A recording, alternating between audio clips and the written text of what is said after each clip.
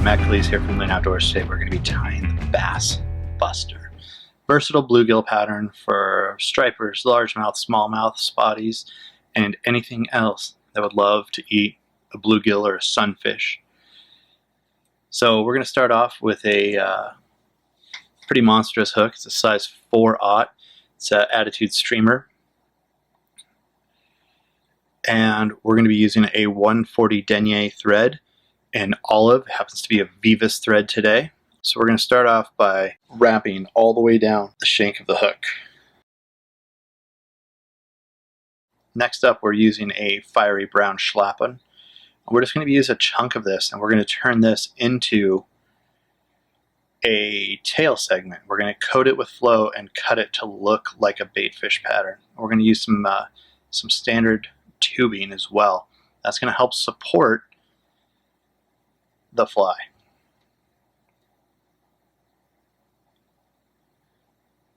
So all of those get combined into this cool little baitfish tail.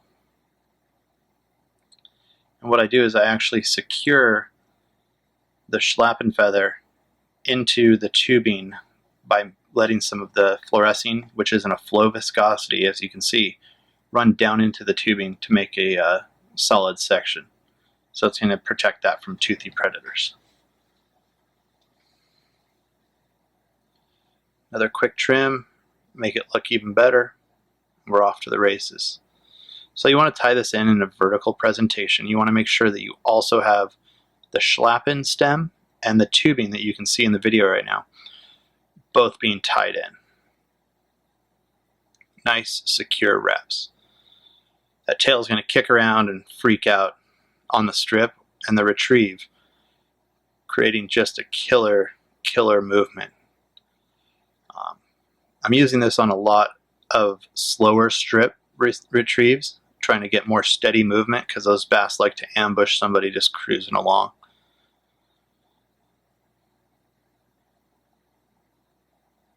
So I'm going to use some ice dub in golden brown, and that's going to create our body. So a lot of the bass will use ambush points like I was talking about, and you know, it's kind of like a buddy playing a prank on an unsuspecting friend. That's when they like to eat. You know, your buddy's walking along, he's just cruising, minding his business, and blam, you blast him. So it's the same way the bass are going to eat. So we dub in a nice body here.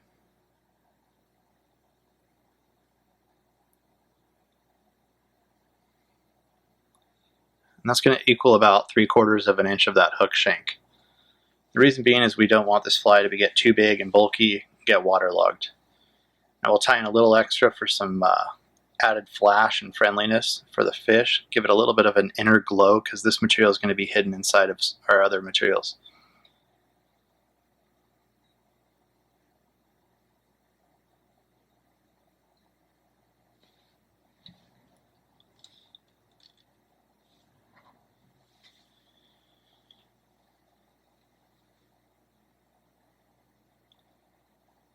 So next up, I'm bringing in some extra select craft fur in a medium olive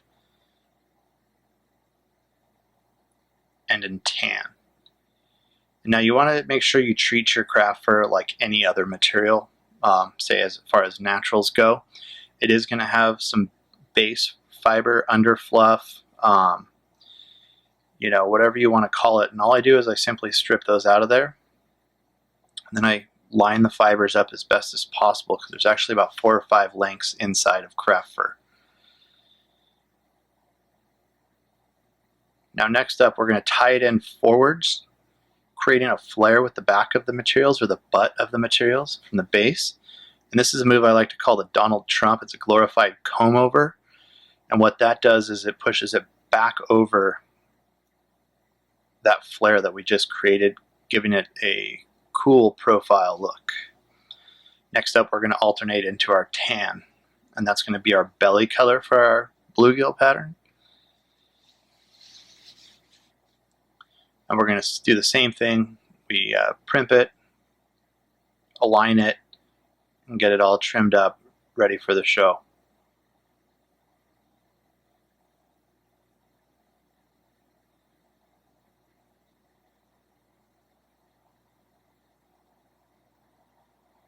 And again, we're going to push this forward first, which is kind of like a musky trick, if you will. And then we spread it out. You can see me rotating the materials to get it cover that half circle that we want to, make the belly. And we rotate, and we're going to move back onto olive. So these clumps kind of create a void in between them, again making this fly more castable, and it uses a lot less materials.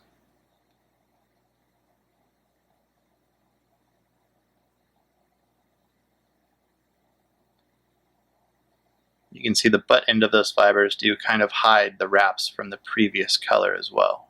So don't worry if it's looking all sparse. Sparse is good.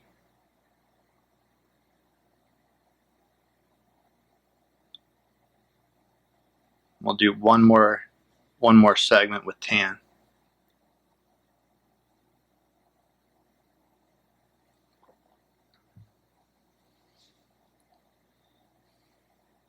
You can actually save some of that under fur and use it for weird dubbing mixes and stuff like that. It does kind of have a cool look and appeal to it that you may not find in other dubbing materials.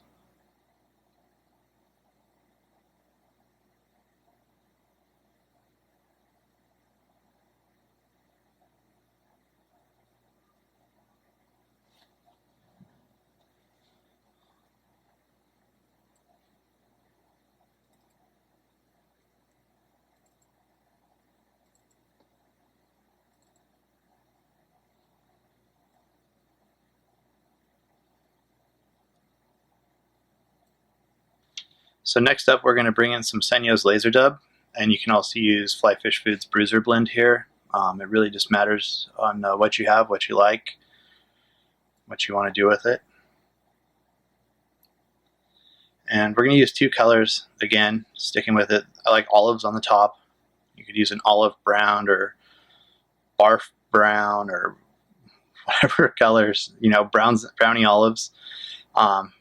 A little bit of flash there just to create some pearlescent effects. These fish do have a lot of beautiful colors to them for being freshwater fish. They are cichlid. And this is a light olive that I'm using. You can use a gold and yellow, pretty much every color that you may, you can alternate this pattern up. You can make it all white with a black top and make it a shad. Get darker to make it like a pumpkin seed. Really, the sky's the limit.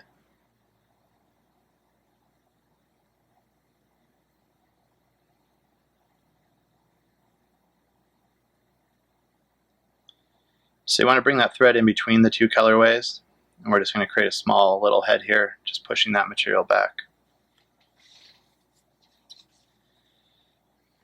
This is all going to get covered up anyways with eyes and resin, so it won't really be seen by anybody but you at the vise.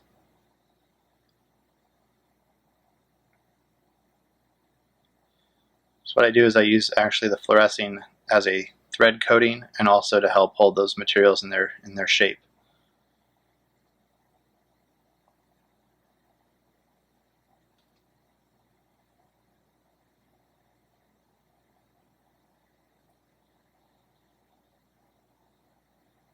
Give it a little trim.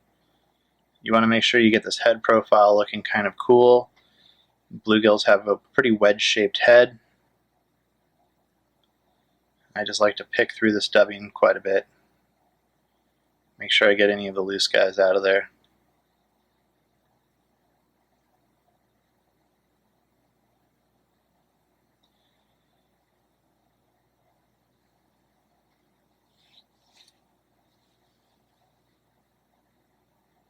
Next up, I'm going to attach some eyes. These are just a gold eye, gold prism type eye.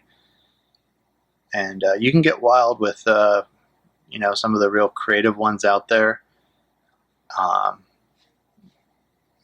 Gold works for me, and they look right, so I just stick with them. I do over exaggerate the eyes. Obviously they're pretty big for any bluegill that I've ever seen, but gives those fish something to key in on.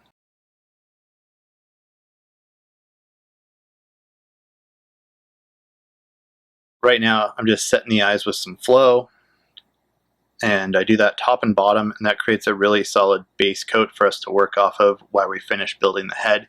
It does saturate down through all of those materials, and they are sparse enough that the UV light will cure through them. So it's really getting down into all of the thread wraps that you have up front there and just creating an ultra durable fly.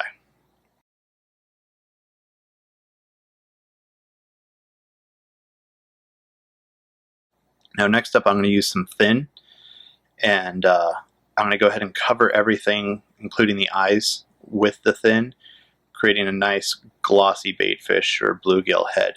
This is the same operation that I would do with, tying any of our saltwater patterns or anything like that.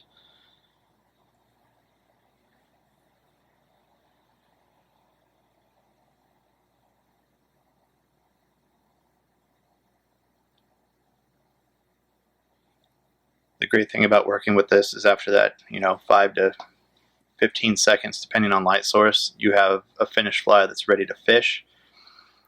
And right now I'm just rotating gently to make sure everything's dialed in. All the way around is fully cured. Trim off any little scraggly guys if I see anything. But all in all, I'm pretty happy with the shape. Now when you wedge that front, it's going to help hold profile as you pull this through the water as well. Next up, we're going to go and get really artsy on you. We're going to add some small dots to simulate these bluegills.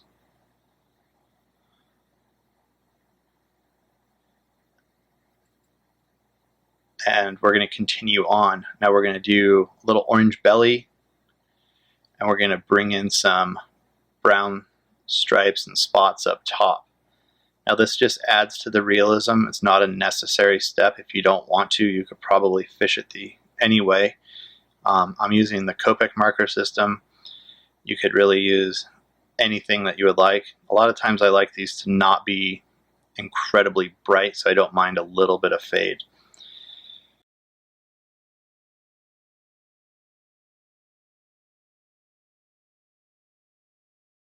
Once you're done there, I just kind of pick through the fly a little bit, always making sure I get those scraggly fibers out of there. But you can see we have a really cool bluegill pattern with a great profile. It's going to be like a teardrop shape from a underneath profile, and really good looking front because those eyes are really prominent from the front end. Thanks for watching. Have a great day.